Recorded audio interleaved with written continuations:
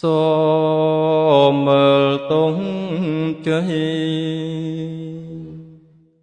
ឆោពណ៌រាំងស្អីដែលមានរាំងស្មៃភ្លឺស្រស់ល្អខៀវលឿងក្រហមព្រមទាំងពណ៌សហងស្បាតនឹងពណ៌ដ៏ភ្លឺផ្លេងប្រទេសតូចធំបានស្ម័គ្រស្មាគមជំនុំគ្នាច្រើនអង្គណែងព្រមយករាំងស្មៃព្រះពុទ្ធគួត្រហេប្រសើរពុនពេក្រៃកនឡងធ្វើជាសញ្ញា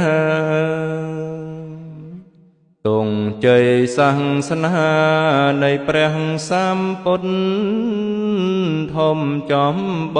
ងចូលយើងរាល់គ្នាយកចិត្តចាំចងនឹកដល់ព្រះអង្គជាអង្គម្ចាស់តួជាតិផ្សេងគ្នាក៏ត្រូវដឹងថាសុទ្ធសឹងតែជាពុទ្ធសាសនាត្រូវមានសាមគ្គីទាំងក្មេងទាំងចាស់ប្រឹងប្រែងឲ្យណាស់គ្រប់គ្នាសូមសាសនាពុទ្ធកុំថ្កើងខ្ពស់ផុតរុងរឿងវិសុទ្ធថ្លៃថ្លាហើយមានជ័យជោគសាយពេញលោកកាដោយជន់ជ្រះថ្លាច្រើនសែនលានមានចិត្តស្នេហាគោរពបូជាចំពោះព្រះធម៌ដ៏កល្យានទាំងមនុស្សទេវតាស្នេហាគ្រប់ប្រាណប្រាថ្នាចង់បានសេចក្តីសុខយើងខែមរាំងជាតិ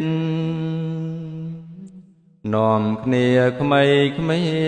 កាន់ធរនឹងបានផុតទុក្ខរួបរួមសាមគ្គីពីនេះទៅមុខយើងនឹងបានសុខក្សេមក្សាត្រាព្រមព្រៀងប្រព្រឹត្តកាន់ធម៌សុចរិតឆ្ពោះទៅកាន់ឋាននិព្វានជាទីផុតទុក្ខបានសុខក្សេមក្សា